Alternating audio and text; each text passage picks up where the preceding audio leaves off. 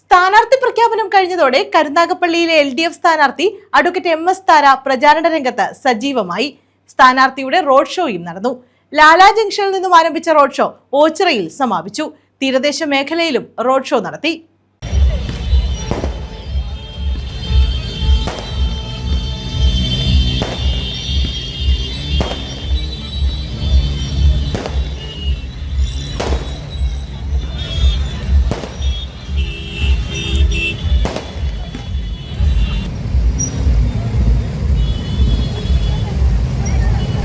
സ്ഥാനാർത്ഥി പ്രഖ്യാപനം വന്നതോടെയാണ് കരുനാഗപ്പള്ളി മണ്ഡലത്തെ ഇളക്കിമറിച്ച് LDF സ്ഥാനാർത്ഥി അഡ്വക്കേറ്റ് MS താര റോഡ് ഷോ നടത്തിയത്.